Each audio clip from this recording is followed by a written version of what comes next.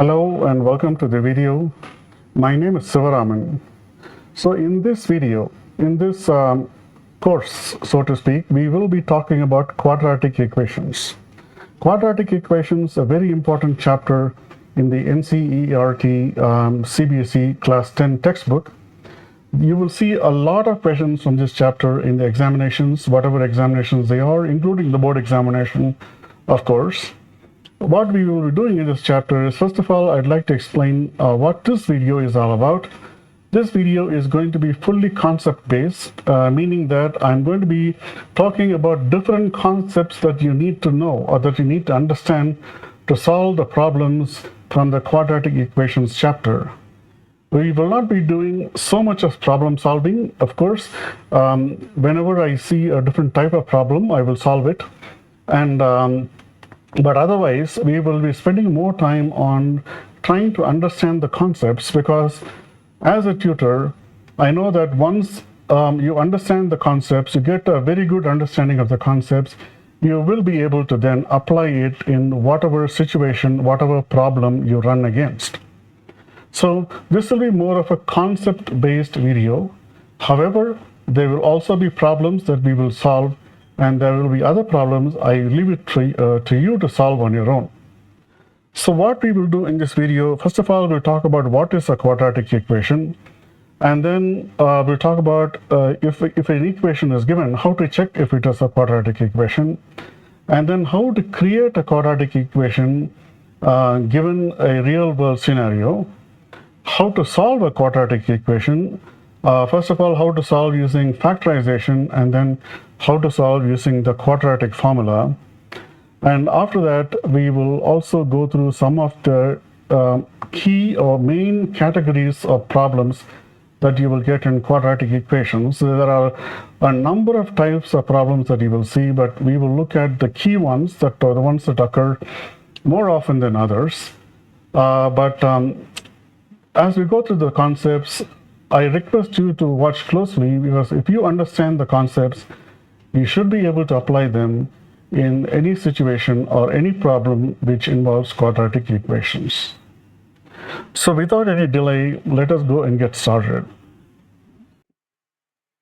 Okay, so let us get started. First of all, quadratic equations. You must have heard about quadratic equations. At least you must have heard about what are quadratic polynomials. There was a polynomials chapter in the 10th standard NCERT textbook. If you had covered that before you came here, you must have studied about quadratic polynomials. And in also your 9th grade, you must have studied a little bit about polynomials and maybe quadratic polynomials as well. So first, what is a quadratic equation? So let me do one thing. I'm just going to write a couple of quadratic equations here. 3x squared plus 2x plus 4 equals 0. 7x squared plus 9x plus 21 equals 0. So I am going to say that these two are quadratic equations. So what does that mean? Why do I call them quadratic equations? What is the pattern between these two? The first one is, if you look at it, if you look at both these equations, they have a variable x. And the highest power of the variable in each of these equations is 2.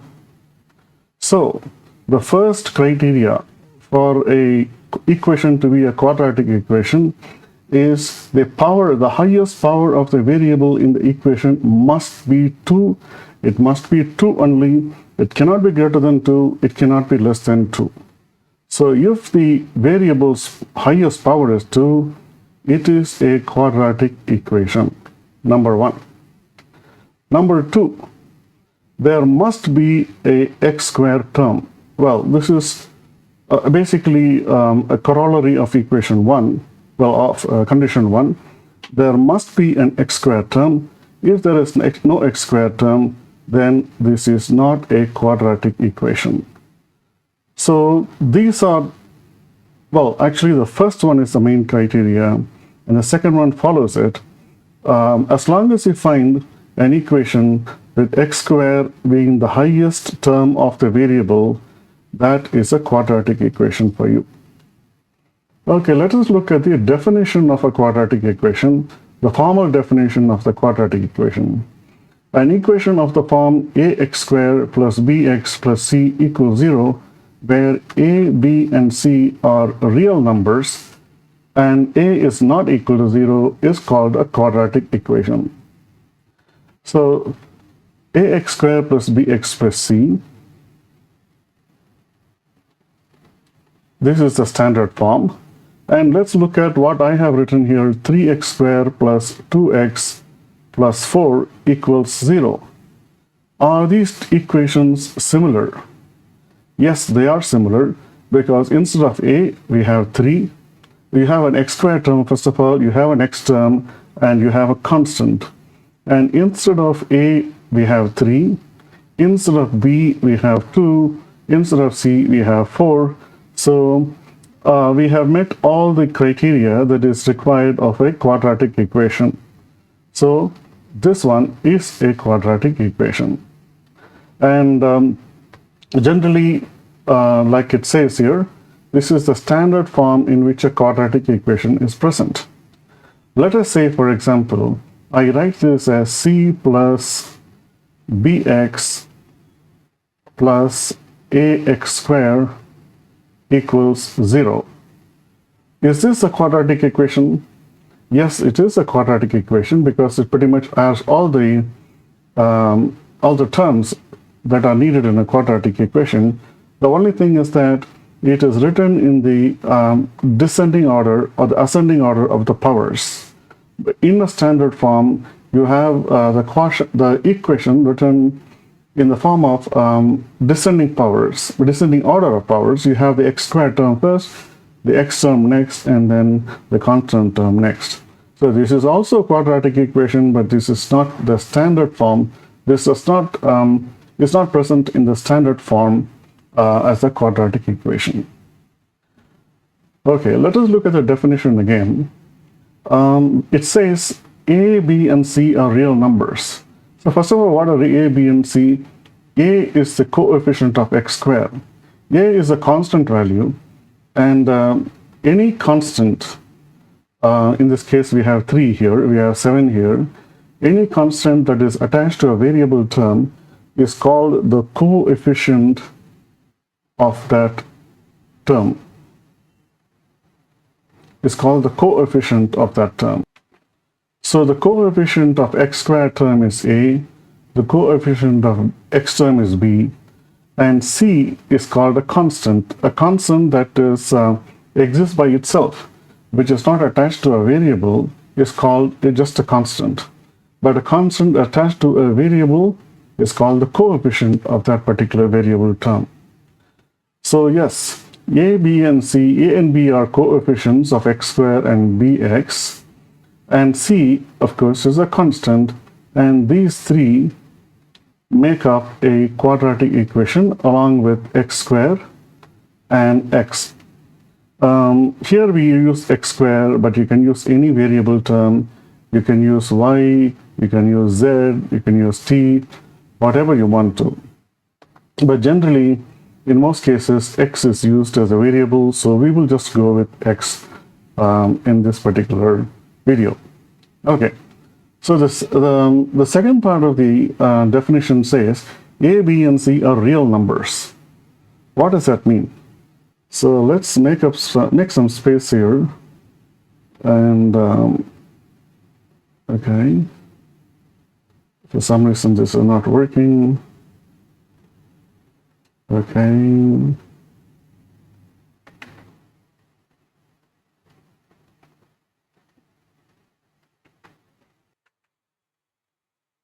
Okay, so according to the example provided in the book, there is a prayer hall which is rectangular, and the length of the prayer hall is one more than twice its breadth.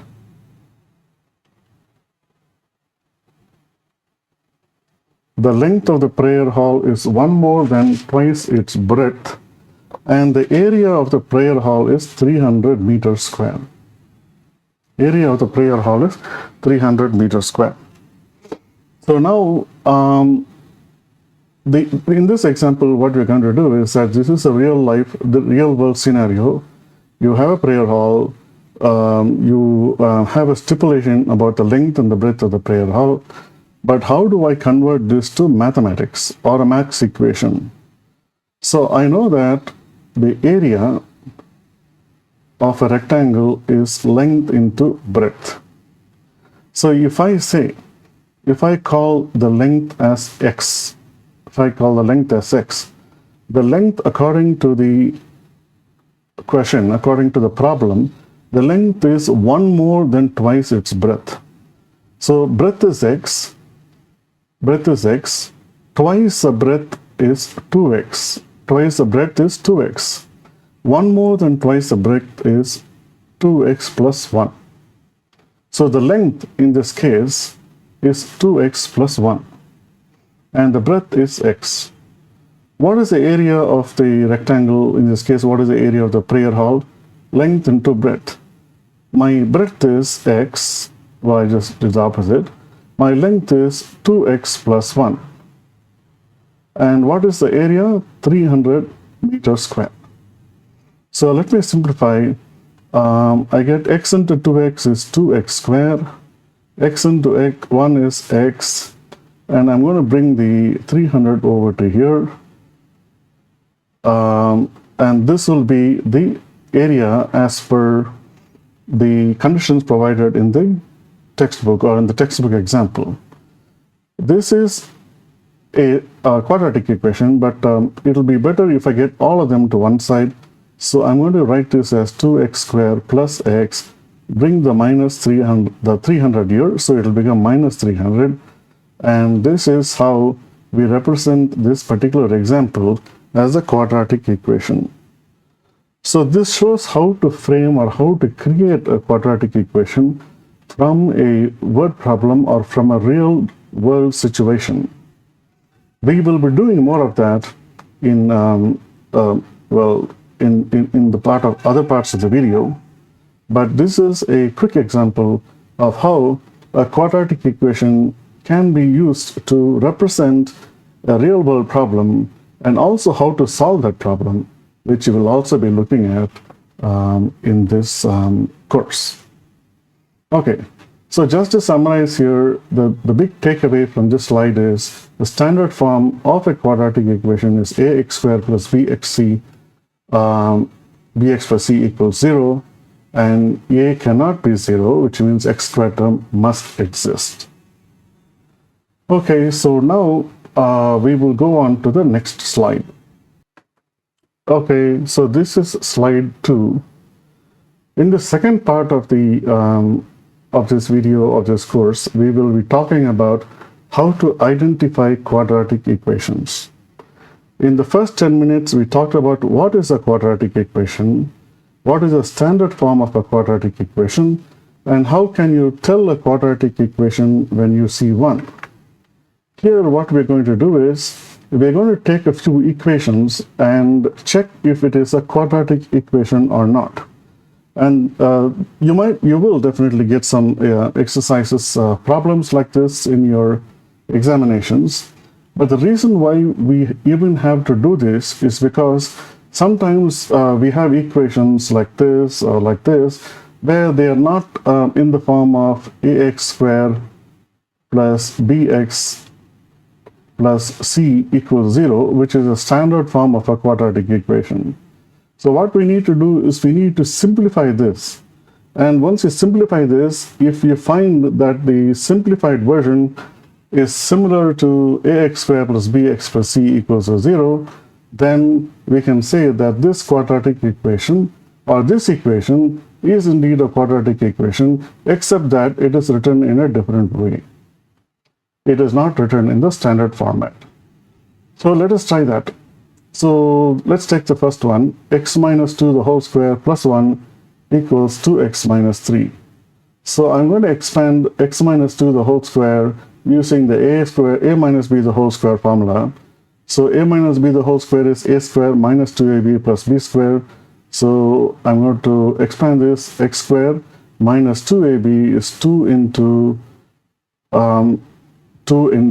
x and plus b square, which is 4 plus 1 equals, this 1 is here of course, 2x minus 3. So what I would get here is x squared minus 4x plus 5, and I'm going to bring this 2x over here to this side, so I get minus 2x plus 3 equals 0. When they come over to the other side, the equations, the terms, they change signs. I'm going to change it to black because the red is a little difficult to read. So now I have x squared and I have 4x and 2x. I'm going to add them. I'm going to simplify the like terms, and 5 plus 3 is 8 equals 0. So this is a simplified form of this equation. And is this a quadratic equation? Yes, it has an x squared term, and x squared, the coefficient of x squared a in this case is 1. We also have b and we also have c, and all of them are real numbers. So this is indeed a quadratic equation. At the outset, we may not be able to tell if it is a quadratic equation or not. We have to be very careful about this. Sometimes it might appear to be a quadratic equation, but when you simplify it, you will find that it might turn out to be something else. Okay, I'll take one more example, and maybe I will leave you to work on the other ones, because most of this work here is simplification, which you must have studied in previous grades. But we're talking about this concept here is because equations that you might be getting in an examination may not look like a quadratic equation, but you have to simplify to check if it is a quadratic equation or not. So let's simplify this. X into x plus 1 is x squared plus x plus 8 equals x plus 2 into x minus 2. A minus b into a plus b is a square minus b square. So let us get everything to the other side. X square plus x plus 8 minus x square, because it goes there, it will become minus. And this is 4. Minus 4 will become plus 4 equals 0. If I simplify further, x square and x square minus x square is 0. They will get cancelled out, and I get x plus 12 equals 0. And is this a quadratic equation? Obviously no, because the x squared term is absent. So this is not a quadratic equation, and the answer is given here, no, it is not. Even though it looks like 1, if you look at this, x into x is x squared, and x plus 2 into x minus 2, you know, you get an x squared here. But when you simplify, you find that the x squared term vanishes, and you end up with a equation where there is no x squared term, so it is not a quadratic equation. So there are 2 more examples, and I would like you to solve those examples. Pretty straightforward. All you have to do is simplify and you will get the answer. And this one is very interesting because you have a cube, you have a power 3, you have an exponent 3. So you separate this, or you expand this using the a plus b, the whole cube formula, and then you simplify it. You will find that you will get this equation as the result of simplification, and the x cubed term will vanish, and you will find the x squared term in the simplified format. And I want you to try this and check for yourself if this is a quadratic form or not. So the big takeaway from this slide is there may be equations that are given to us, or there may be equations that you generate or create from a real world situation, real life situation, that may look like a quadratic equation, but you simplify, it may not be a quadratic equation, or it may not look like a quadratic equation like this one, but if you simplify, it may turn out to be a quadratic equation.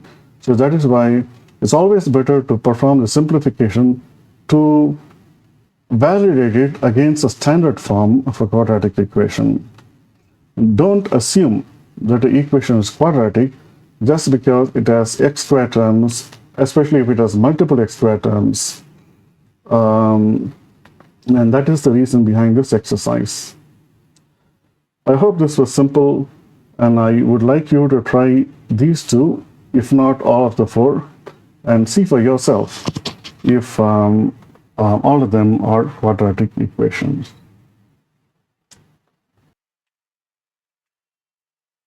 Okay, so this is a list of problems from exercise 4.1 from the NCERT textbook, and all the questions in question 1 at least are related to checking if the given equations are quadratic equations or not.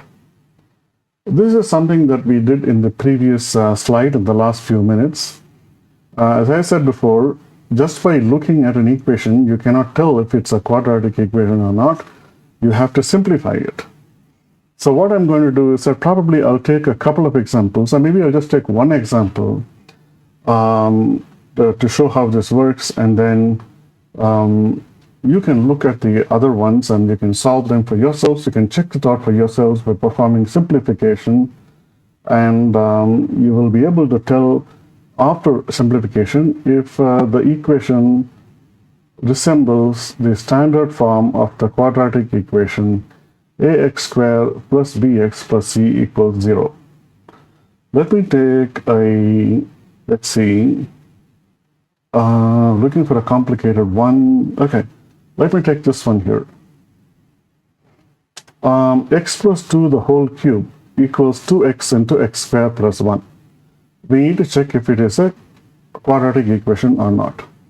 So x plus 2 the whole cube equals 2x into x squared minus 1. X plus 2 the whole cube, I'm going to expand it using the formula a plus b the whole cube.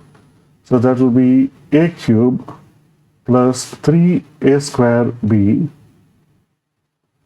3 into x squared into 2, plus 3ab squared, 3 into a into b squared, plus b cube. And then that is equal to 2x into x squared is 2x cubed. 2x into minus 1 is minus 2. So now let us simplify one more step before we bring everything over to the left side. So this is x cubed. 3x squared into 2 is 6x squared. And then this is 2 squared is 4, 4 3s are 12. So you get 12x, and 2 cubed is 8. Now what I can do, I can bring the two terms that are on the right side to the left side. So I get minus 2x cubed, and this will become, plus 2. Minus 2 will become plus 2. So let us do simplification. So you have x cubed, you have minus 2x cubed, so that will be minus x cubed. You have 6x squared, you don't have any other x squared terms, so I'm going to write 6x squared. You have 12x, and then there are no more x terms, so I'm going to write it as 12x. And then you have 8, and plus 2, that is 10, equals 0. So if you look at this, you have an x cubed term, you have an x squared term. X squared term, which is good, we need to have that. But we should not have any term, where the power of the variable is greater than 2. But we do have 1 in this case. So this is not a quadratic equation. Because there is an x cubed term, this is not a quadratic equation. In fact, this is a cubic equation. It is not a quadratic equation. Similarly, only when you simplify, you will know if the final simplified version resembles the standard form. And if it does, it is a quadratic equation. If it does not, it's not a quadratic equation. It is as simple as that. I would like you to go and look at and perform the other exercises, because my job as a tutor is to show you how to do things, enable you to do things. And of course, well, this is a video where you and I cannot talk directly in person. You can come back to me with questions or stuff like that. But what I would like you to do, if you're watching this course, if you're watching this video, is to try the other ones for yourself and see if you can tell if they are quadratic equations or not, and answers are provided at the bottom of each equation. Okay, so this is again examples or exercises, follow-up of what we looked at in the previous slide. Okay, so let us consider some problems from exercise 4.1. These are slightly different problems. What we need to do here is we need to frame, or we need to create quadratic equations from the scenarios that are given. We need to create quadratic equations from the scenarios that are given. Let's take the first one. So basically, you will see a number of questions like this in your board examinations. You will be given a scenario, and you must convert that scenario into a mathematics equation. And this is what we're going to do right now. I'm going to show you some examples on how to do that. Word problems are normally situations where a lot of students have struggled or have problems with. So let us see how we can approach some of these. Okay, so the full word problem is not being written here because of lack of space, but I'll tell you what, I'll explain to you what the problem is, and then we will go from there. So the first one, according to the first problem, so there is a rectangular plot. The area of the plot is 528 meters square. The length of the plot is 2 times the breadth plus 1. So the length of the plot is twice the breadth, 1 more than twice the breadth. 1 more than twice the breadth. So you can refer to the textbook for the full problem. But this is mostly about, how to create quadratic equations. So, but yes, this is a rectangular plot. This is the length and this is the breadth. So let us call this L and let us call this B. The area of the rectangular plot is 528 meters square. The length is 1 more than twice the breadth. So let us say the breadth is x. Length is 1 more than twice the breadth. If the breadth is x, twice the breadth is 2x. Twice means 2 times. 1 more than twice the breadth means you add 1 to twice the breadth. And that will be the length. So length again is 1 more than twice the breadth. This will become the length. And the breadth is x. Breadth is x. So what is the area of a rectangle? Length into breadth is the area of a rectangle. Length is 2x plus 1. Breadth is x. And if you multiply it, you get 528 meters square. Just to repeat, the question says the length of a rectangle is 1 more than twice the breadth. Twice the breadth is, if the breadth is x, twice the breadth is 2x. 1 more than twice the breadth is 2x plus 1, and that would be the length. Length multiplied by the breadth, which we call as x, gives us the area. So let's simplify this. So 2x into x is 2x squared plus 1 into x is x equals 528. We can bring the 528 over to the left side. So this will be the quadratic equation. So this is an example of how we frame or how we create a quadratic equation from a word problem of a real life scenario, a real world scenario, so to speak. Okay, so let's go to the next question. You will pretty much do all these questions because this is something that you would need to understand very clearly. Conversion of sentences into mathematics. And with we expect to see more and more competency-based questions in the board examinations. This is more important now than it ever has been. Okay, so product of 2 consecutive positive integers is 306. First of all, integers. What are integers? Integers are numbers that go 3, 2, 0, 1, 2, 3, etc. All whole numbers and negative natural numbers are integers. Consecutive integers. What are consecutive integers? Consecutive integers are one that follow each other. For example, 2 and 3 are consecutive. 4 and 5 are consecutive.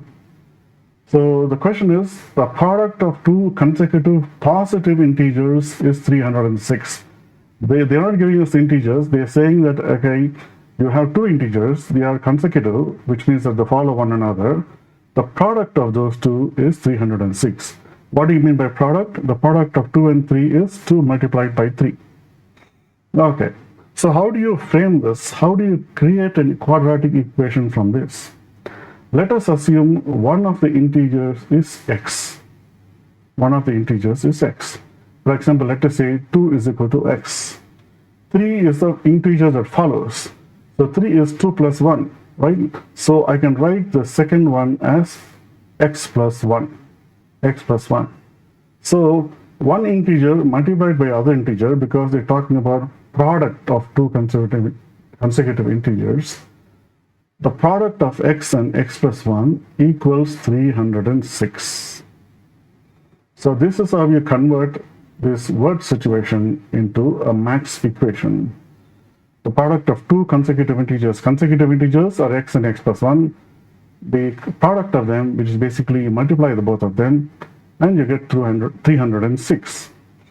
Let us simplify. So x into x is x squared, x into 1 is x, and this equals 306. Let's get 306 onto the left side. It will become minus 306 because anything that crosses the equation will change sign. And this is the quadratic equation that we framed from the question. So what you do is that I'm going to start I'll show you from the next question onwards. Let's split the word problem bit by bit so that will make it easier for us to solve. So this is an age-related problem, and you will see a lot of them, especially in quadratic equations. So Rohan's mother is 26 years older. The product, actually it is Rohan's mother is 26 years older than Rohan currently. The product of their ages 3 years from now is 360. Now we have to frame a quadratic equation with this. So let us look at the conditions. Rohan's mother now is 26 years older than Rohan. That is condition number 1, or requirement number 1. The product of their ages 3 years from now. Let us take this. 3 years from now, Rohan's mother will be 3 plus the current age, and Rohan will be 3 plus the current age 3 years from now. And the product of those ages is 360. So now how to frame a equation from this? Let us say Rohan's age is x. Rohan's age is x. After 3 years, his age will be x plus 3, right? After 3 years, his age will be x plus 3. This is 3 years later. So Rohan's mother, she is 26 years older than Rohan now. Rohan now his age is x. His mother is 26 years older than him, so she must be x plus 26. She must be x plus 26. 3 years later, how must she be? How old must she be? X plus 26 plus 3, which is x plus 29. So 3 years later, Rohan will be x plus 3. Her mother will be x plus 29. So according to the problem, it says the product of the ages of Rohan and his mother 3 years from now is 360. 3 years from now, this will be Rohan's age. 3 years from now, this will be Rohan's mother's age. The product of those two is 360. So first is Rohan's age, and x plus 3. And his mother's age 3 years from now is x plus 29.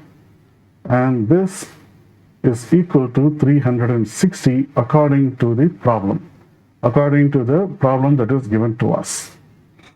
So now we have x plus 3 into x plus 29 equals 360. We need to simplify this to see if we can get a quadratic equation. So let us multiply. X into x is x squared. X into 29 is 29x. 3 into x is 3x. 3 into 29 is 3 so 90, 87. And that equals to 360. I'm going to bring the 360 over to this side, and it becomes minus 360. And what will be left is 0. Okay. So x squared, there's no other x squared term, plus 29x plus 3x is 32x, plus 87 minus 360. So how will you simplify this? 1 is plus and 1 is minus, so you find the difference and you add the sign of the bigger number. So 360 minus 87, so 0 minus 7 is 3, this will be 5, 35 minus 8 is 227, 273, and because 360 is negative, this will be minus 273 equals 0. So this is the equation for this problem, word problem translated into mathematics. Okay, so the age problem is a very common problem that you will see. If you look at what I did, I split the requirements. I split the 3 requirements separately, and then I worked on them one by one and put them together to form a equation, and then I simplified that to get this quadratic equation. Finally, let's look at the 4th problem. So there is a train that is traveled for 480 kilometers at uniform speed. Uniform speed means same speed. It traveled for 480 kilometers at the same speed without changing the speed. If the train had traveled 8 kilometers per hour less, if it had traveled 8 kilometers per hour less, it would have taken 3 hours more. It would have taken 3 hours more. So let's do one thing. Let's clear some space here. Erase all the ink, and then the pen. Okay. So let's check this. Let's use some of the space over here. So the train traveled 480 kilometers. The distance the train traveled is 480 kilometers. It traveled at uniform speed. We don't know what the value of that speed is, so we're going to call it x. Before that, you need to understand the formula. Distance equals time multiplied by speed. This is the formula that you need to remember. Anytime there is a problem which talks about distance, which talks about time and speed, this is the only formula that you need to solve the problem. Distance equals time multiplied by speed. Okay, so coming back to our problem, the train traveled 480 kilometers at a certain speed which we don't know, and we are calling that as x. And what they're saying is that if the train had traveled 8 kilometers per hour less, so if the train had traveled 8 kilometers per hour less, it would have taken 3 hours more. But first, when the train traveled 480 at uniform speed, what must have been the time that the train had taken? Time is nothing but distance divided by speed. Distance is 480 and the speed is x. So when the train traveled first, it took 480 by x hours, let us say. Now, according to the question, if the train traveled 8 kilometers per hour less, what does that mean? Speed is 8 kilometers per hour less. So that will be 8 minus 8 because it is lesser than the previous speed. There is a theoretical scenario. The train did not travel 8 kilometers per hour less, but what they're saying is that if it had traveled 8 kilometers per hour less, then it would have taken 3 hours more. So at this speed, it would have taken 3 hours more. So the previous time was 480 by x. You add 3 hours to that. This will be the time taken by the train traveling the same distance if it was traveling 8 kilometers per hour less. Now we got the time in the form of x, written in the form of x. We got the speed written in the form of x. X is the speed of the train, the original speed of the train. Now we're going to use the distance formula to put these two together. So distance, which is 480, the distance is the same in both the scenarios. Distance equal to time into speed. Time is 480 by x plus 3. This is the new time, 3 hours more than what it would have taken the first time. And this multiplied by x minus 8, which is the new speed. Okay, so now what we need to do, this is an equation, we need to simplify this equation. How will you do that? So one thing I can do is, first of all, let me clean some space here.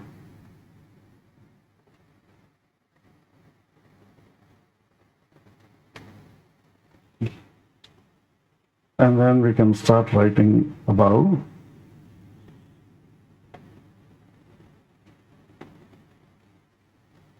So now what we need to do, we need to simplify this to see if we can get a quadratic equation. So let me write this again. 480 equals 480 by x plus 3 multiplied by x minus 8. How would I simplify this? First of all, if you look at this, within parentheses you have these two terms. X is in the bottom, it's the denominator. So we need to simplify that part of the equation first. So there are many ways to do it. You can multiply by x all through, or you can do something else. But what I'm going to do is I'm going to take an LCM of this. So this is 1. X divided by x is 1. So this will be 480. X by 1 is x. So this will become 3 into x. This is just this part, and this part is like this, 480 is like this. Okay, so now let's cross multiply. You get 480x, x will go here, and then you get 480 plus 3x multiplied by x minus 8. So now let us simplify this area. So 480 times x is 480x. 480 times 8. 480 times 8. 8 zeros are 0. 8 eights are 64. Carry the 6. 8 fours are 32 plus 6, 38. 3840. So 480 into 8 is 3840. 3x into x is 3x square, and 3 into minus 8 is minus 24x. This is 480x. Okay, so I apologize, there was a disturbance, so we will continue. 480x equals 480x minus 3840 plus 3x square minus 24x. So let's get, since everything is on the right side, let's get 480x also to this side. So we get 0 equals 480x, this is minus, because it becomes minus, plus 480x, minus 3840, plus 3x squared, minus 24x. So this and this will become 0. Now I'm going to rewrite them, rearrange the order so that the x squared term is first, minus 24x minus 3840 equals 0 is a quadratic equation. So what I can do is I can still simplify it by dividing by 3. So that will be x squared minus 8x minus, if you divide by 3, 8 4s are 32, carry the 6, 64, 8, and 840. Somewhere I am not, I'm not correct. So 3840 divided by 3, I'm sorry. So that will be 1, 2, and then 24, 1280. So this will be the quadratic equation that is derived from this problem. So similarly, you will see many questions where you have to create the quadratic equation from a given word problem, from a given situation. And especially in quadratic equations chapter, there are more of them, unlike many other chapters. So a lot of practice and understanding how the words can be translated into equations is very important. And one suggestion from me is to practice more, try to understand what the words mean. And there are umpteen resources on the internet, in books, and from your school teachers, textbooks, whatever, where you can practice more and more to get better at this.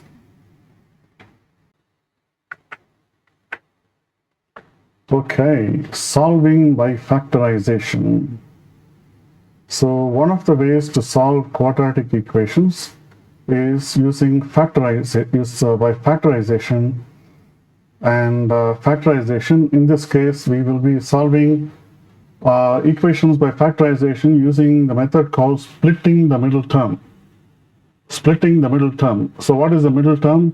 Middle term is bx. So we need to split the middle term into two pieces, such that the two pieces, if you add them, you will get this value. And if you multiply them, you will get the product of this and this. And I'll show you how to do this. So this is one place where a lot of students run into problems, because they find it difficult in some cases to find the exact numbers, how to split the middle number. So what I'm going to do is that I'm going to solve them one by one. I'm going to factorize them one by one, and just watch me, and we'll see how that goes. So take the first equation, 2x squared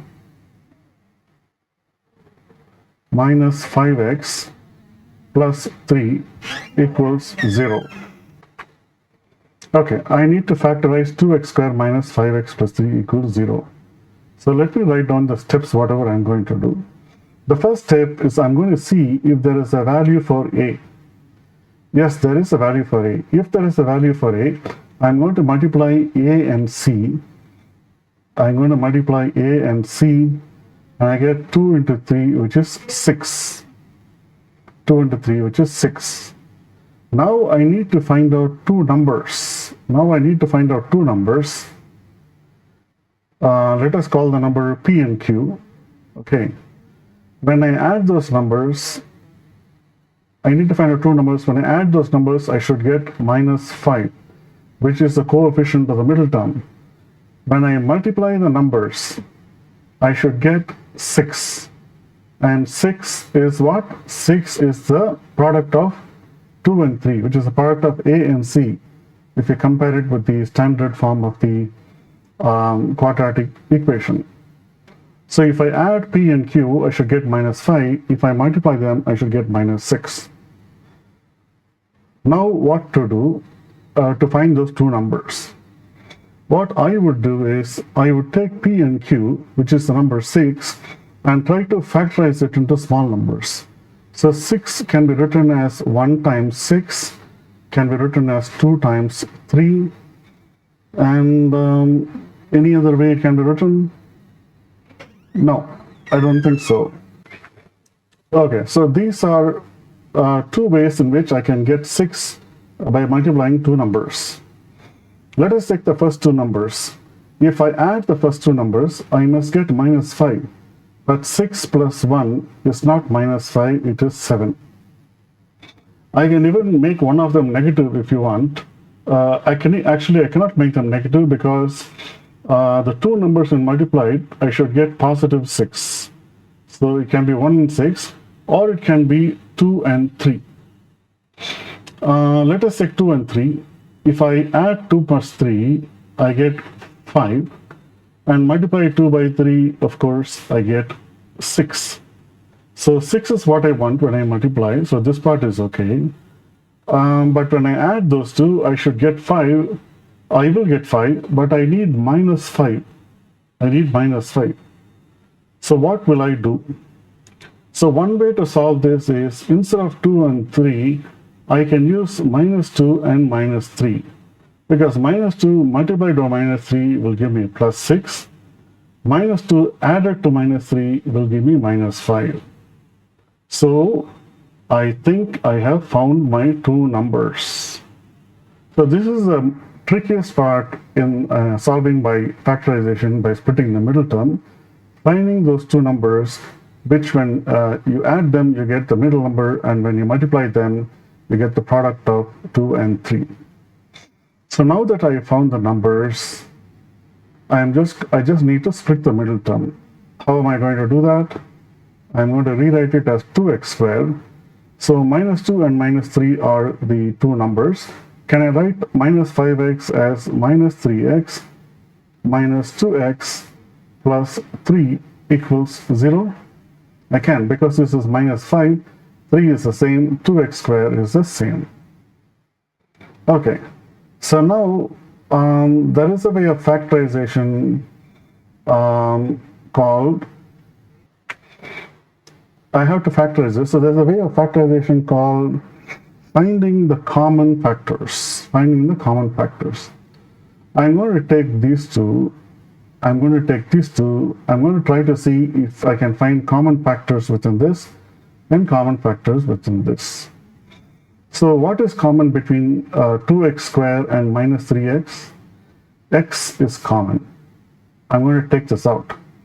If I take x out of 2x squared, so 2x squared is basically 2x multiplied by x.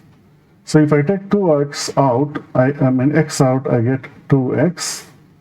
And then if I take x out, I get minus 3. Okay.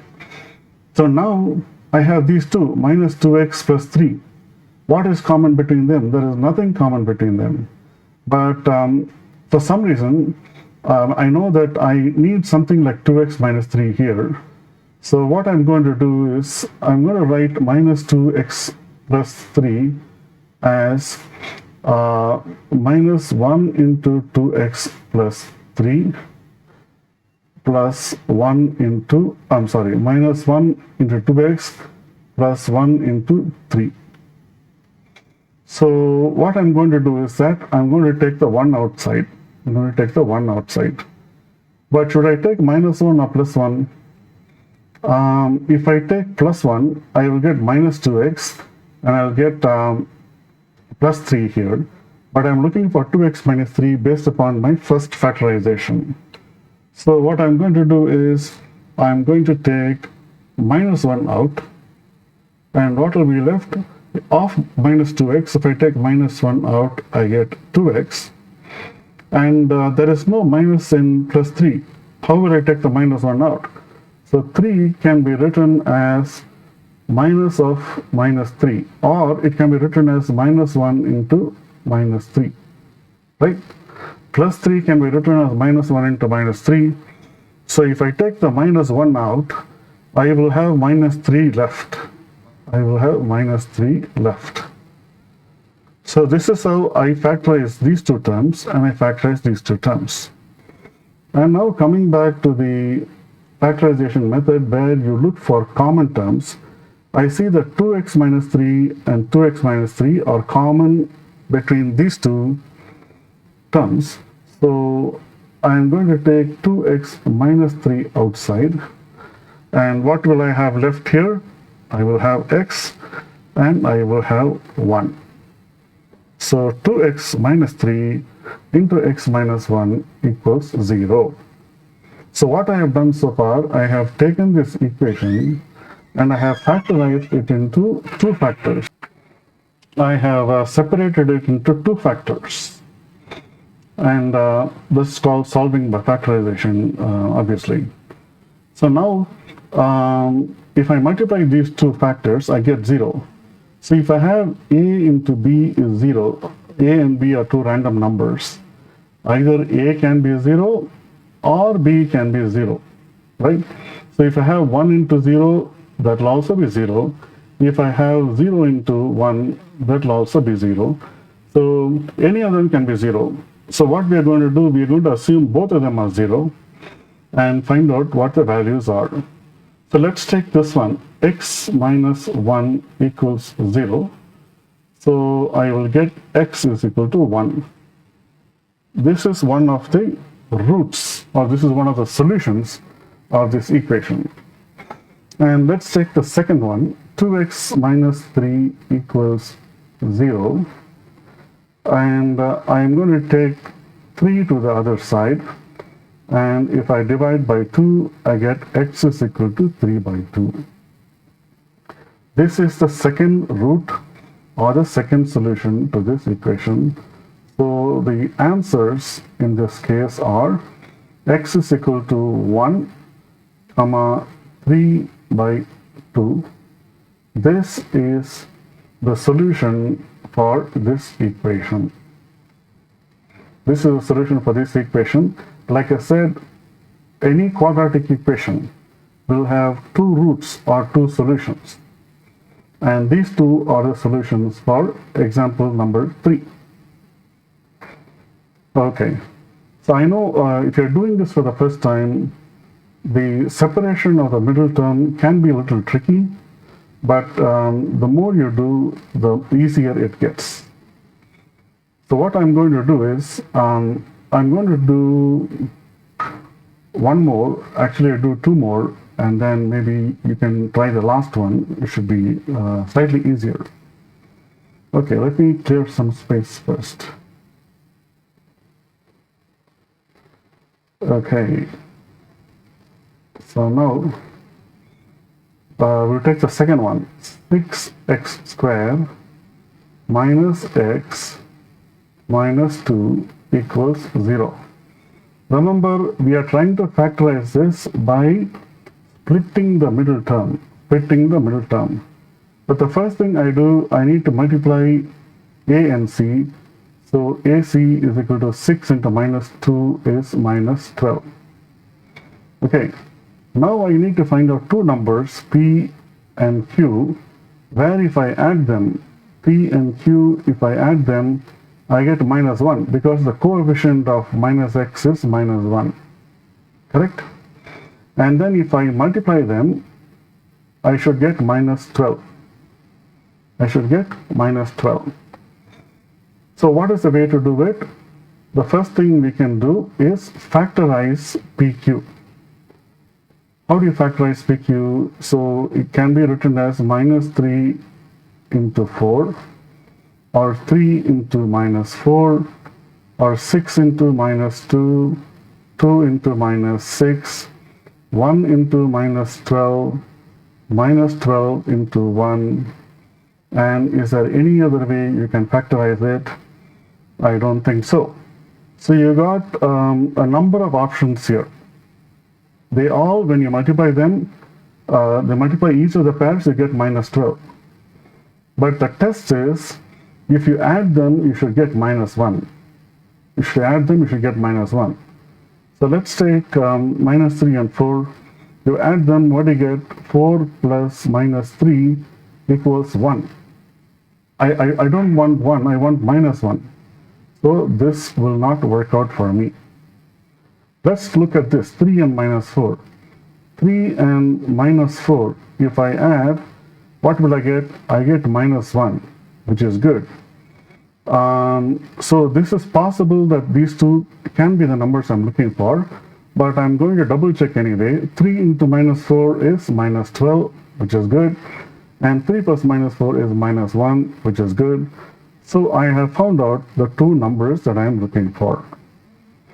I'm going to take these two numbers and substitute them here. So I get 6x squared. I can rewrite minus x as plus 3x minus 4x minus 2 equals 0. 3x minus 4x is minus x, correct? And then what we're going to do, if you remember from the last time, we will take the first two terms and the next two terms and see what is common between each of them and take the common factors outside. So what is common between 6x squared and 3x? 3 is common. X is also common. So if I take that out, I get 2x here because 3x into 2x is 6x squared. And if I take 3x out, I get 1. Similarly here, what is common? Minus sign is common. And then 2 is common, so I take 2 out. What will I get? If out of minus 4x, if I take minus 2, the factors, the remaining is 2x. And if I take minus 2, out of minus 2, I get 1 plus 1. So let us see if there is any common between these two. There is. What is common? 2x plus 1 is common. 2x plus 1, I'm going to take it out, and what I will have remaining is 3x, and then minus 2, and this equals 0, this equals 0. So we have written this equation we have factorized this equation in this form, and we got two factors. Like I said before, if a multiplied by b equals 0, then a and b are any two random numbers, a can be 0 or b can be 0. So we're going to do one by one. 2x plus 1 can be 0, so 2x plus 1 equals 0. 2x equals to minus 1. X is equal to minus 1 by 2. X is equal to minus 1 by 2. And then I'll take 3x minus 2 equals 0. I will get 3x is equal to 2 and x is equal to 2 by 3. X is equal to 2 by 3. So my values or the roots of the second problem are minus 1 by 2 and 2 by 3. Minus 1 by 2, 2 by 3. These are the roots of this quadratic equation. As I said before, every quadratic equation will have two roots or two solutions or two answers. And in this case, minus 1 by 2 and 2 by 3 are those answers. Okay, so I have solved the two problems for you using splitting the middle term method, and I would like for you to try these two on your own using the same process. I'm sure you will be able to do it, and of course, if you're not able to do it, all you have to do is just put it in Google or any other AI. It will show you the steps, and you can find out if you are going wrong someplace where that is. Okay, so this is the method that we use to factorize a quadratic equation and to find the roots of the quadratic equation. So let us say there is a question called solve the solve the quadratic equation. When I say solve, what it means is find the two roots of the quadratic equation. That will be the solution to the quadratic equation. Okay, so I hope you are following the steps. If required, I would like for you to go and review or look at the last 10 minutes, especially how we solved example 3 and example 4 by splitting the middle term. And that is one place where a lot of children make mistakes because they're not able to find the correct values for P and Q. Okay, good luck with examples 5 and 6. And yeah, with this we will go to the next part of quadratic equations. Here are some more problems from exercise 4.2, where we have to solve them using splitting the middle term. In the previous slide, we saw a number of problems. We solved some of them, and I gave a few of them for you to solve. We will do the same thing here again. I will solve a couple of them, and then I want you to solve the others. If you know the method, if you understand the concept, it should be pretty straightforward. And again, like I said, this is something that you must have learned in 9th grade or 8th grade, the factorization part. So hopefully you will not be able to, you will be able to do it easily. So what I'm going to do, I'm going to take a couple of ones that are slightly different from others, and I'll work on them. Let's take equation number 3, root 2x squared plus 7x plus 5 root 2 equals 0. So we need to factorize that. What is the method that we use? A, B, C. A is equal to root 2, B is equal to 7, and C is equal to 5 root 2. The first step that we do is multiply A and C. So root 2 into 5 root 2. It will become root 2 into 5 root 2. It will become root 2 into root 2 is 2. 2 5s are 10. Root 2, 2 5s are 10. And then B is 7. So now we need to find out two numbers, P and Q, where P multiplied by Q will give you 10. P added to Q will give you 7. So what do? We take 10 and factorize it. So you get 2 into 5, 1 into 10. These are the only factors that I can think of. So which of them, when I add them, will give me 7? So I add these two, I get 7. I add these two, I get 11. So I don't need this. I'm going to take 2 and 5. So the numbers are 2 and 5. 2 times 5 is 10. 2 plus 5 is 7. So let's go and put them in here. Root 2x squared. This I can rewrite it as 2x plus 5x. And this is 7x. 5 root 2 equals 0. This is the split middle term.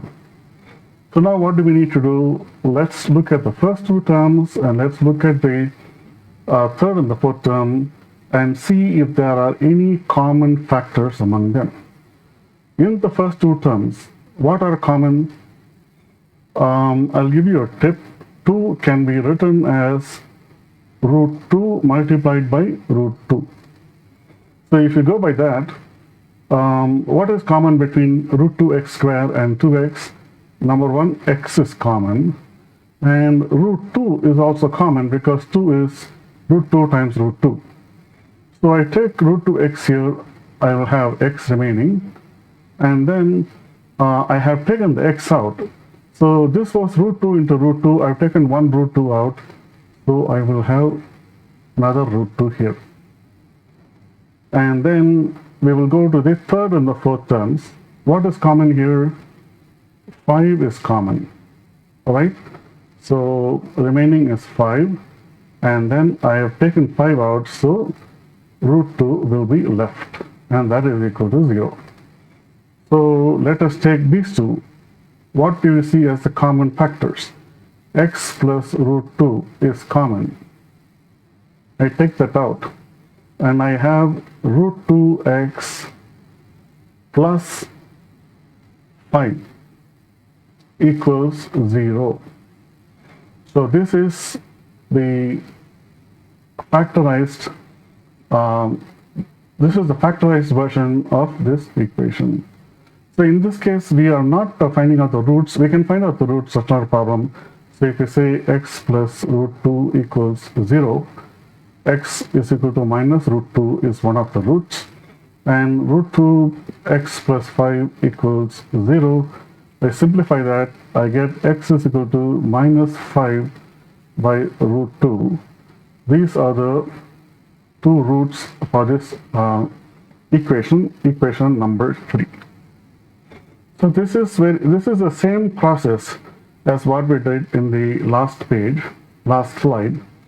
So the only thing I wanted to try this out is because there was a root 2 symbol here. Otherwise, all these can be factorized using the splitting the middle term method, and I'm not going to do all of them. I know by now, I hope by now you should have got a good handle on how to perform factorization. So I want you to try all of these, and like I said before, there's always Google, there's always AI that can help you if you get stuck in any particular place.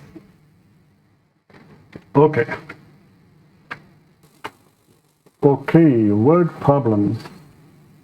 The most interesting part of quadratic equations, and in some cases it can be the most tricky part of quadratic equations. What we will do here is that I will go look at the word problems. I was not able to put the entire word problem here for lack of space, so I ask you to refer to the exercise in the textbook. The question numbers have all been given to find out the full statement of the word problem. But before we start with word problems, I want to talk about a few terms that they must all be familiar with. Let us say I have two numbers P and Q. If I say the sum of P and Q, that is nothing but P plus Q. If I say the product of P and Q, that is P times Q. Difference between P and Q is nothing but P minus Q. And generally, when you talk about difference, you don't see the difference very often, the phrase difference, but when you talk about difference, whatever number comes first, you put them as first here. And twice of P is 2P. One more than P is P plus 1. One less than P is P minus 1. So let us say one more than square of P. One more than square of P. Square of P is P square. One more than P square is P square plus 1. So these are some of the phrases that you can normally see in word problems. Okay, I think we will go with this for now and then see if there are any other situations that might arise. Okay, let's take the first one. So John and Giovanni, they have 45 marbles in total. So John has few marbles, Giovanni has few marbles. Together they have 45 marbles. If each of them loses 5 marbles, the product is 124. John and Giovanni have 5 marbles, 45 marbles. If each loses 5, the product is 124. So let us say the John's marble equals X. The number of marbles owned by John is X. So Giovanni's number must be 45 minus X because together they have 45 marbles. If each loses 5, if John loses 5, it will become X minus 5. If Giovanni loses 5, it will become 45 minus X minus 5. And if you simplify it, you get 40 minus X. So this is the state of John and Giovanni's marble count after they each lose 5 marbles. So the question is, if each of them loses 5, The product of those counts is 124. So John lost 5. His current number is x minus 5. Giovanni lost 5. Giovanni's current number is 40 minus x. The product of those two is 124. This is how you formulate the equation to this problem. I'm not going to simplify this. I'm not going to solve this. I am just going to show you how to frame equations from word problems. Let us look at the second one. Okay. I would ask you to look at the second one from the book. It should be pretty straightforward. I'll go to the third one. Two numbers with sum 127 and product 182. Two numbers, sum is 127, product is 182. Let us say one of the numbers is x. The other number, if you add it to this number, the sum is 27.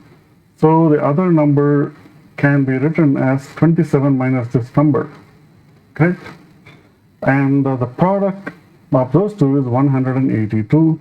So x into 27 minus x equals 182.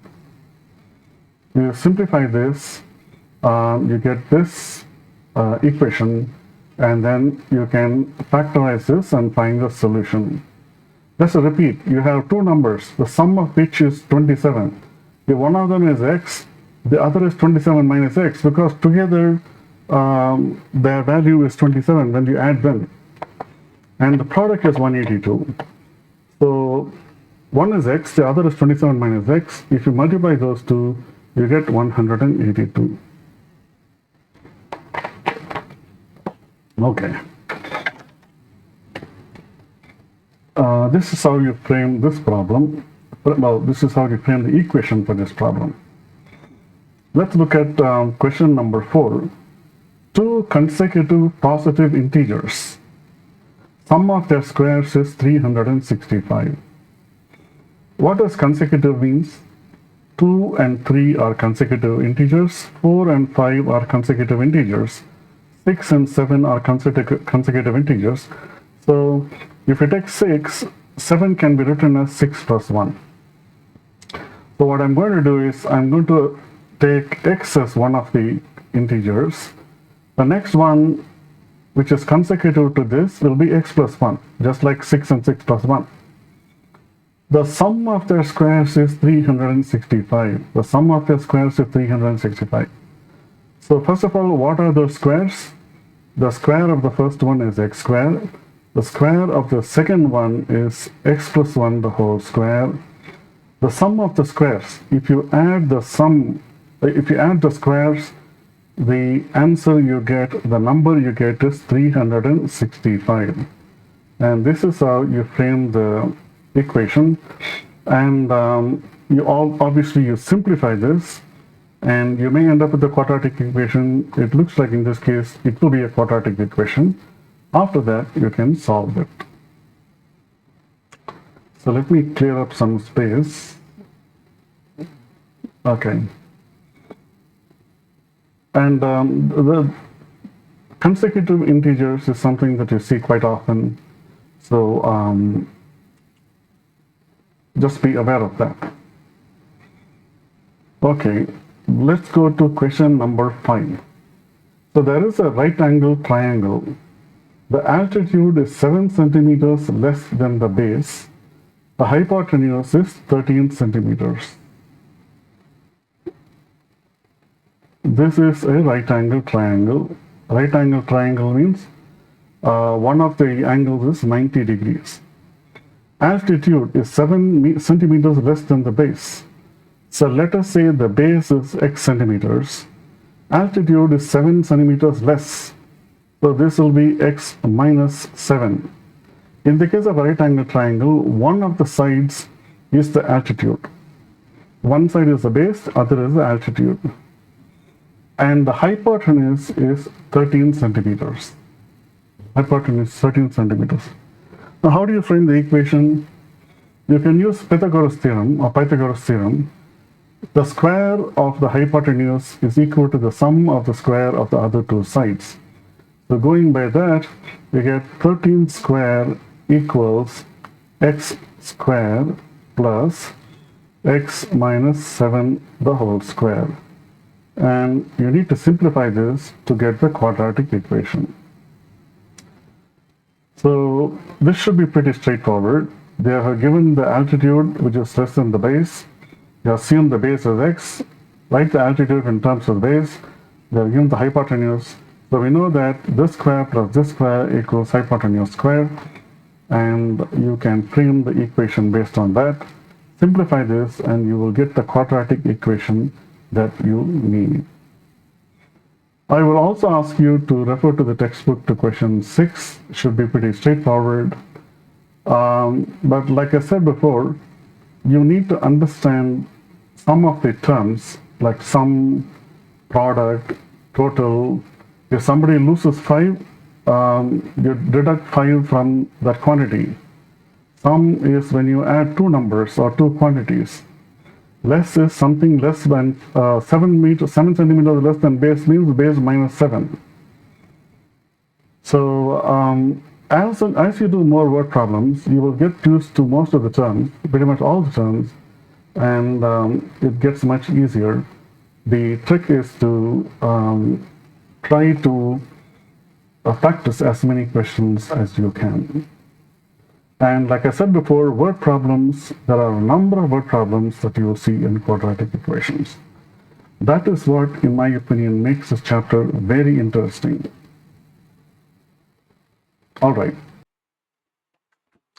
Okay, the quadratic formula. The quadratic formula is the most important formula in all of algebra, at least in all of high school algebra. Well, one, it is important, and it is also the most popular formula in high school algebra. So this formula can be used to find out the roots of any quadratic equation. So the way the formula is written can be a little confusing, so I will rewrite the formula here. X is equal to minus b plus or minus square root of b square minus 4ac, the whole thing divided by 2a. Using this formula, you can calculate the square roots, well, you can calculate the roots of any quadratic equation. You can calculate the roots of any quadratic equation. Let's see how to do this. Let us take a simple equation, x squared minus 4x plus 4 equals 0. So how to find out the values a, b, and c? A is equal to 1. Compare it with the standard equation format. And b equals minus 4. And c equals 4. C equals 4. So now x is equal to, if we substitute that, minus b is minus of minus 4 is plus 4, plus or minus b square minus 4ac. B square is 16. Okay, so something happened here. Okay.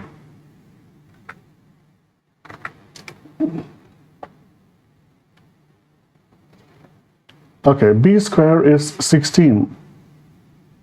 16 minus 4ac. 4 into a is 1. C is 4. 4 into 4, 16. Square root of that divided by 2a. A is 1. 2. So 16 minus 16 is 0. Square root of 0 is 0. So you get 4 by 2, which is 2. X is equal to 2. So in this case, x is equal to 2 is the root of the equation x squared minus 4x plus 4. X is 2 comma 2 because you need to have two values. Well, you will have two values. But this is nothing but x minus 2 the whole square. And that's why you get two answers, x is equal to 2 and x is equal to 2. So this is how you use the quadratic formula to find out the value of x, or to solve, to find out the roots of any quadratic equation. Let's clean this up so that we can talk a little bit more about that. Eraser, okay.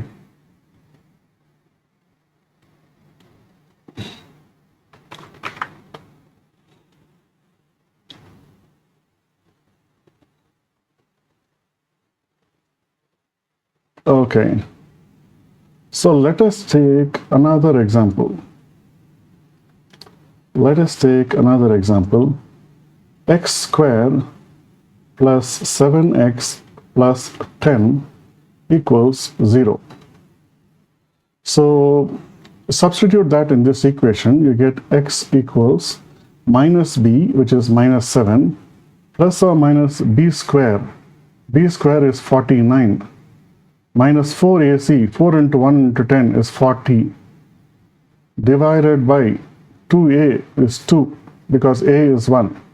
So 49 minus 40 is 9. Square root of 9 is 3. So we get minus 7 plus or minus 3 by 2, and that is equal to minus 7 minus 3 is minus 10. Minus 10 by 2 is minus 5, comma, minus 7 plus 3 is minus 4.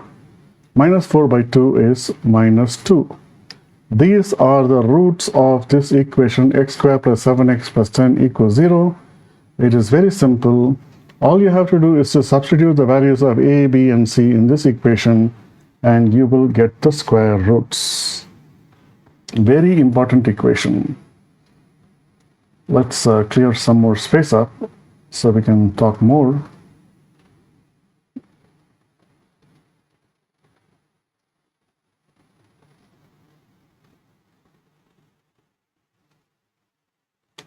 Okay.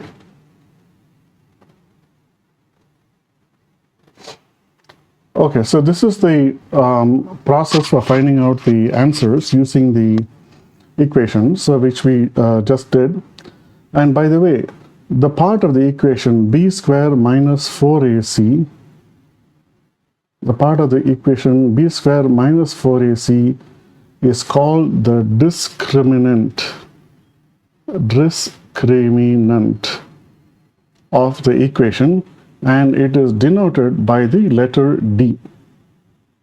And there is a reason why we are talking about b squared minus 4ac. We will talk about that in the next slide. But from this, the takeaway from this slide is, this is a quadratic equation. B squared minus 4ac is the discriminant, and you can find the roots of any quadratic equation by using this formula. And I'm not going to try any more examples. I would recommend you take a few quadratic equations and try solving them using the formula, and try solving them also by factorizing the middle term, and see if you will get the same answer. Yeah, you should get the same answer, but please try it on your own. So the only condition for this quadratic equation is the discriminant must be greater than or equal to 0. In no situation the discriminant can be less than 0, because you're going to take a square root of it, and square root of a number which is not greater than or equal to 0 obviously at least doesn't fall into the scope of 10th standard mathematics, so we will not go there. Okay, so this is an equation that you must memorize, because you will not have time to go in. Sitting inside an examination, you will not have time to derive it. But if you want to derive it, there's a way to do that. Okay. Okay, so when we were talking about the quadratic equation, we were also talking about what is called the discriminant. So first, let me write the quadratic equation. The quadratic equation is x is equal to minus b plus or minus square root of b square minus 4ac divided by 2a. This is the quadratic formula. And like I said before, you can use this formula to find the roots of any quadratic equation. And b square minus 4ac is called the discriminant of the equation. Discriminant of the equation. So the discriminant of the equation, the values of the discriminant of the equation is very important because they have different meanings. Depending upon what the value of d is, the roots of the equation may have different values and the whole equation may have different meanings. And in this slide, we will talk about what they actually mean. So let us say in the case of a quadratic equation, if you find that the value of d is greater than 0, if b square minus 4ac is greater than 0, then you will get two distinct real roots. You'll get two distinct real roots. When I say two distinct real roots, something like 2, 3, 7, 10, or whatever they are. They will be distinct, they will not be equal, they will be real. Obviously, all the roots that we are talking about are going to be real. So yes, if the discriminant is greater than 0, you will get two distinct real roots. We will do some examples from the next slide, but for now, please remember that if d is greater than 0, you will get two real roots, distinct roots. If d equals to 0, then you get two equal real roots. If d equals to 0, you get two equal real roots. If you noticed, if you remember, we also, one of the equations that we were doing in the previous slide, where d was 0, and you got two real roots. X is equal to 2, if I remember, was the answer to that quadratic equation. And then if d is less than 0, you will not get any real roots. You will get imaginary roots. Imaginary roots or imaginary numbers are something that we will not be, it is out of scope for at least the 10th grade. Because in the 10th grade, we will not be dealing with square root of negative numbers, which does not fall under real numbers. Okay, so just to summarize, if d is greater than 0, you get two roots. If d is equal to 0, you get two equal roots. And if d is less than 0, you don't get no real roots. No real roots. You will see a number of exercises, a number of problems around the discriminant. So you need to remember these three conditions. Okay, let us go to the next slide where we will be doing some examples based upon these conditions. Okay. Here we have a few quadratic equations, and using the discriminant, we are asked to find out if the quadratic equation has equal roots, it has real roots, or it has no roots. Let us see. Let's take this equation 2x squared minus 4x plus 3. 2x squared minus 4x plus 3. So what is the value of a? A is 2. What is the value of b? B is minus 4. What is the value of c? C is 3. So now let's calculate the discriminant. Discriminant is what? B square minus 4ac. How much is b? Minus 4. Minus 4 square minus 4 into a. A is 2. C is 3. 4 2s are 8. 8 3s are 24. And 4 square is 16. 16 minus 24 is minus 8.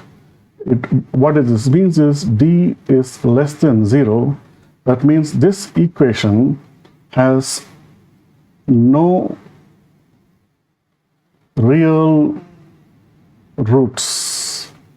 This equation has no real roots. Okay, so let us take the next example. 3x squared minus 2x plus 1 by 3 equals 0. So we need to find the discriminant. Discriminant is b square minus 4ac, b square minus 4ac. So b is minus 2 b square minus 4 into a into c. This will get cancelled. This is 4. 4 minus 4 equals 0. So what happens if the value of the discriminant 0? You will have two equal roots. You will have two equal roots. And let's look at the last one. X squared plus 7x minus 60 equals 0. B square minus 4ac. B is 7. 7 square minus 4 into a is 1 into c is minus 60.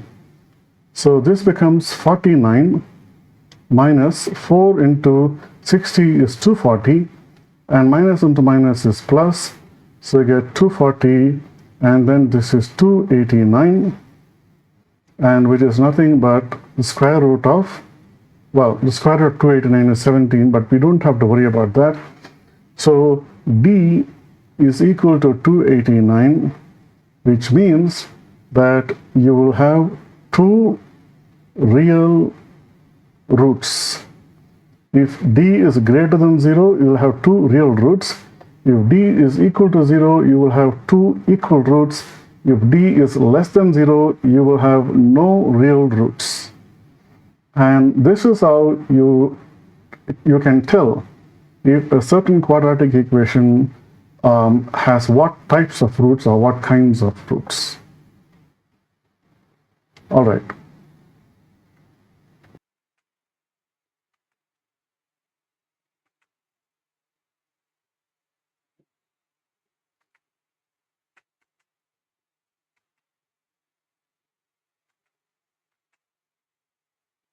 Okay, so exercise 4.3, we have some questions here that have been solved, and most of the questions are about the types of roots for these equations. So you have to find the discriminant.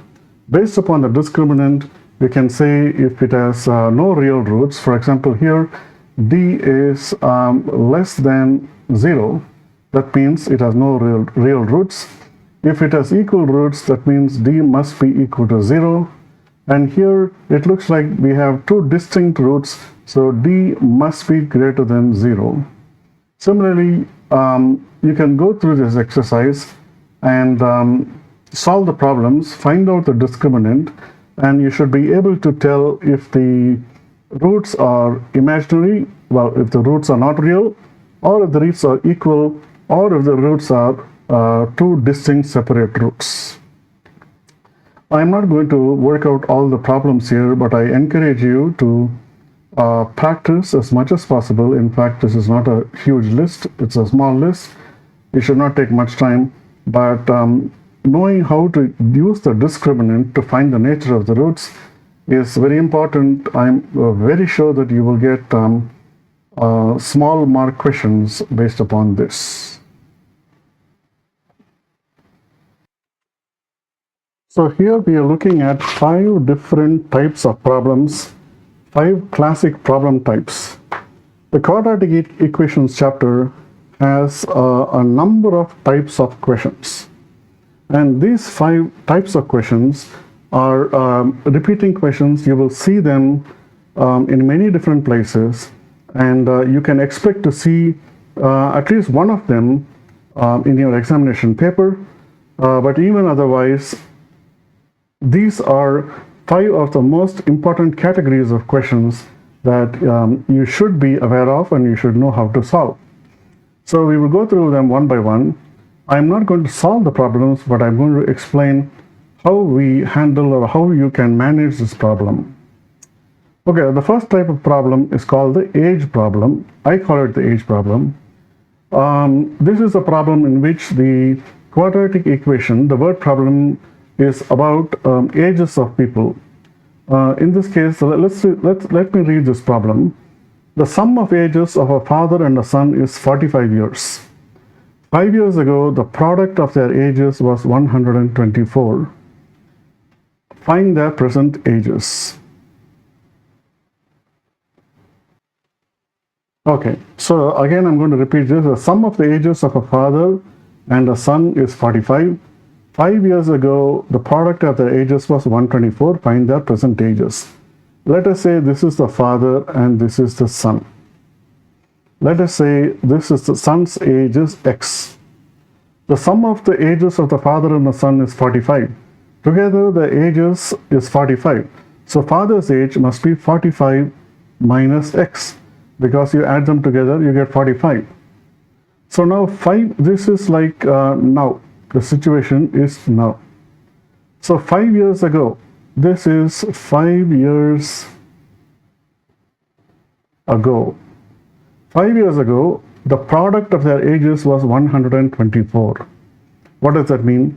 5 years ago, the father's age must have been 45 minus x minus 5. Which is 40 minus x. 5 years ago, the son's age must have been x minus 5. So 5 years ago, the product of their ages was 124. The product means multiplication. So if you multiply this and this, if you multiply the father's age and the son's age as they were 5 years ago, you will get 124 according to the problem. So you multiply 40 minus x into x minus 5, you should get 124. And if you simplify this and you solve this, you will get the answers for the son's age and the father's age. So here are the steps that are also provided. You can go through the steps and find out, solve the problem. Okay, so let me go to another question. The first question was about ages. I call that the age problem. The second is consecutive numbers problem. We already saw a similar problem before, but this is one of the types of problems that you will see. And let's see how to solve this. The problem is find two consecutive odd positive integers whose sum of the squares is 290. So there are two odd positive integers, the sum of whose squares is 290. So what do you do? Let us say you have one integer as x. One integer is x. So, okay, first of all, let us talk about odd positive integers. What does that mean? Odd positive integers. What are odd numbers? Odd numbers are 1, 3, 5, 7, 9, etc., etc. Consecutive odd positive integers. These two are consecutive, these two are consecutive, these two are consecutive. So let us say if I write one of them as x, the next one must be x plus 2. So if this is x, 7 must be x plus 2. So if I take one of the odd integers as x, the other one must be x plus 2, right? So now we are being told that the sum of their squares is 290. What are their squares? X square is one of their squares. X plus 2 is the other one square. And the sum of them is 290. The sum of them is 290. This is the representation of this word problem in equations. And if you solve this, you should be able to find the value of x, and with that you should be able to find the value of x plus 2, which are the two numbers that we are looking for. I'm not going to solve this, but here is a list of steps that you can use or you can compare with, and I would like you to solve this on your own so that you can get practice. So this is type 2 consecutive numbers problem. The first we saw the age problem. This is the consecutive numbers problem. Let us see what is the train speed distance time problem. This is a very commonly occurring problem, and I believe we also did one of those problems earlier using the formula distance is equal to time multiplied by speed, if you remember. So this is a problem that appears all the time. So it is good for us to do at least one of those problems so you can get used to that. So let's read the question. A train travels 360 kilometers at uniform speed. Uniform speed means same speed. The train travels 360 kilometers at the same speed. Had the speed been 5 kilometers per hour more, the journey would have taken 1 hour less. So if the speed, instead of whatever it was, if it had been 5 kilometers per hour more, the time the train took would have been 1 hour less. So find the original speed. Let's do one thing. Let's do a table, time and speed. So the distance, okay, let's put the distance. Distance is 360 kilometers. Let's say the speed of the train is x. The time in the first instance must have been 360 by x, based upon this formula. So now, if the speed was 5 kilometers per hour more, so if the speed was x plus 5, then the journey would have taken 1 hour less. So if the speed was x plus 5, the time that the train would have taken is 360 by x plus 5. Because this is the new speed, the distance is the same, and distance by the new speed will give you the new time. But then we know that the new time is 1 hour less than this, so we can write the equation as this is the original time minus the new time equals 1. This is the original time, this is the new time, and the old time minus the new time equals 1 because the train saved 1 hour by traveling faster. So if you solve this equation, if you simplify this, it will get a quadratic equation, and if you solve that, you should get the answer of the values for x and x minus x plus 5. So that would be the speed of the train in the first scenario and the second scenario. So the one thing that you need to remember in all these situations is the formula that we need to use is distance equals time multiplied by speed. As long as you know how to calculate the time or the speed based upon the distance, you should be able to frame an equation, and you simplify the equation, you should be able to get the answer. I'm not going to work this equation out here. I want you to do it by yourself. But this is the concept behind the speed distance time problem with the train problem. Okay, so let us look at another question. Question number 4, type number 4. Just like the train problem, the boat problem is also a very commonly occurring problem. Okay, so this is the boat problem.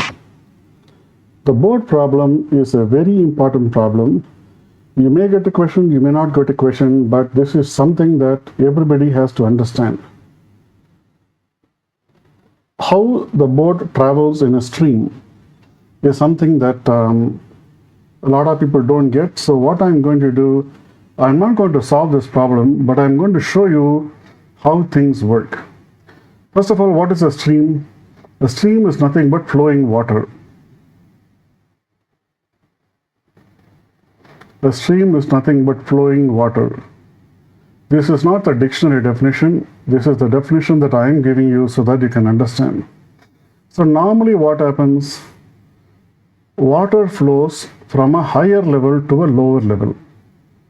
Water flows always from a higher level to a lower level. So this point is called upstream. And this point is called downstream. When a boat travels upstream, what it means is the boat is traveling from a lower position to a higher position. So it is difficult to row the boat if it is a rowboat. When a boat is traveling downstream, the water is already flowing in this direction, and the boat it is easy for the boat to travel downstream because the water is already pushing it. On top of it, you have the speed of the boat, so you can get much faster in the downstream direction than in the upstream direction. So this is something that you have to understand. And second thing, there is something called still water. In the case of still water, there is no water flowing in any direction. No water flowing in any direction. Here the boat, if it goes upstream or downstream, it does not matter. The speed is going to be the same because there is no water that is flowing in the stream. Okay, so when you go upstream, let us say the speed of the boat is x. Speed of boat is x. When you are going upstream, you are going against the speed of the flowing water. If the speed of the flowing water is the speed of water or the speed of the stream, let us say is a, then the boat's speed is reduced to x minus a. Even though the speed of the boat is x, but if the speed of the stream is a, which is in this direction, the speed will be reduced and it will be x minus a. But let us say the boat is going in this direction from upstream to downstream. Then let us say if a is the speed of the stream and if x is the speed of the boat, it will be much easy for the boat to go down. So the speed in this case will be x plus a. So when a boat is going downstream, its speed increases, and the speed increases by the amount of a. So the new speed will be the speed of the boat plus the speed of the stream or the speed of the flowing water. In the case where in cases where the boat is going upstream, the speed of the boat decreases, and if x is the speed of the boat, a is the speed of the stream, x minus a will be the speed of the boat. So one thing, if the distance is the same, the boat will take more time to go upstream,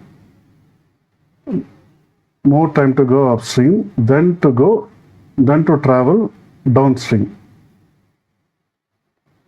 So these are the concepts that you have to keep in mind. When a boat is going upstream, the speed is reduced. When the boat is going downstream, the speed is increased. And in still water, the speed of the boat is same no matter which direction it is flowing. Okay, so let us take this problem. Let's try to analyze this problem and see how to create a quadratic equation with this. A motorboat goes 10 kilometers upstream and 10 kilometers downstream in 91/30 hours. The speed of the stream is 3 kilometers. Find the speed of the boat in still water. So speed of the boat in still water means there is no current flowing or there is no water flowing. So if x is equal to the speed of the boat,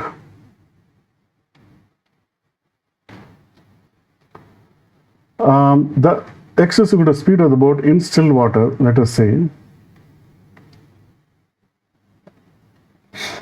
When the boat goes upstream, its speed reduces. When the boat goes upstream, its speed reduces, but how much does it reduce? It reduces by 3 kilometers per hour because the stream water is flowing down at the speed of 3 kilometers per hour. So the boat is going up, the speed is x minus 3. When the boat is coming down, the speed is x plus 3. Okay, so the distance, have they given the distance? They have not given the distance, that is fine. when the boat goes upstream once and comes downstream, the total time taken is 91 by 30 hours. Total time equals 91 by 30 hours. So we need to find the speed of the boat in still water. Okay, they have given the distance 10 kilometer upstream and 10 kilometer downstream. So the time taken for the boat to go upstream would be distance by speed. Distance is 10 kilometers. Speed is how much? When it goes upstream, it will be less, x minus 3. And when the boat is coming downstream, the time taken will be x plus 3. If you add both the times, you will get total time of 91 by 30. So if you add these, well, if you simplify this, you will get a quadratic equation, and once you solve this, you should be able to find the answer. Okay, so I want you to solve this by yourself from the beginning. I just want to remind one or two things. When a boat is going upstream, the speed reduces. When a boat is going downstream, speed increases. When a boat is going in still water, where there is no speed, where there is no water flowing, the speed will remain the same. The speed will remain the same. So these are the principles behind the boat upstream downstream problem, and I want to try to solve it on your own. Anyway, some of the steps have been provided here, and you can always look to these steps for reference. Okay, so we have come to the final type of category of problems that we have been looking at. These are the special types of problems. This is type 5. This is an example of a mensuration problem. Let me read the problem. The hypotenuse of a right triangle is 25 centimeters. The difference between the other two sides is 5 centimeters. Find the length of both sides. So this is slightly easier problem. Hypotenuse is 25 centimeters. The difference between the other two sides is 5 centimeters. Let us say if this is x, then this must be x minus 5. And find the lengths of the both sides. According to the Pythagoras theorem, the square of the sum of the sides is equal to the square of the hypotenuse. So x minus 5 the whole square plus x square equals 25 square. You can simplify this, you will get a quadratic equation, and solve this, you will get the answers for x and x minus 5. Great. So far we have seen 5 different types of problems, and any student in the 10th standard must be aware of all these types of problems, must know the basic concepts, and once they know how to solve a quadratic equation, either by using the quadratic formula or by using the factorization method by splitting the middle, they can use either methods unless specifically the problem says use this method or that method. But the concepts for the different types of problems we have covered. There are also other types of problems. We will not have time in this concept video to go and look at each and every single problem that is out there. But converting from word problems to quadratic equations is something that students have to practice again and again so that they get better at it. So with this, we will come to the end of the video where we just have the chapter summary. We will just quickly go through that. Okay, let me change the color a little bit. So we talked about quadratic equations. We talked about the standard form of a quadratic equation. We talked about the roots of an equation. We did not mention the word zeros before, but a zero of a quadratic equation is nothing but the root. So zeros means roots. A quadratic equation has 2 roots. It also has 2 zeros. Zeros and roots can be, they are synonymous, they are the same. So zeros of the polynomial. Ax squared plus bx plus c is called a quadratic polynomial. If you add equal to 0, then it becomes a quadratic equation. We also talked about the number of roots in a quadratic equation, which is maximum 2, because the power of the variable x is 2 in a quadratic equation. It cannot be greater than 2, it cannot be lesser than 2, it has to be 2. Factorization. We talked about how to factorize a quadratic equation by splitting the middle terms and equating, and then factorizing by finding the common factors in the expressions and then equating each of them to 0. Then, of course, we discussed the quadratic formula, very important formula, you must remember it. And we also talked about the discriminant, which is b square minus 4ac. And we talked about the different categories, different types of roots that we will get depending upon the value of the discriminant. If the discriminant is greater than 0, we get 2 distinct real roots. If it is equal to 0, we get 2 equal roots. And if it is less than 0, the quadratic equation does not have any real roots. So with this, we will conclude this video. I hope this video, this is basically a concept video. We did not do a lot of problem solving, and there was a reason for that. This was meant to be a video where you can learn the concepts. And once you get a good understanding of the concepts, you should be able to apply them in any situation to solve any problem. So that is the reason why we do not solve too many problems. But I went through all the major types of problems that you will see that you will get from the quadratic equations chapter. I hope this was helpful. I hope this was useful. Thank you for watching the video.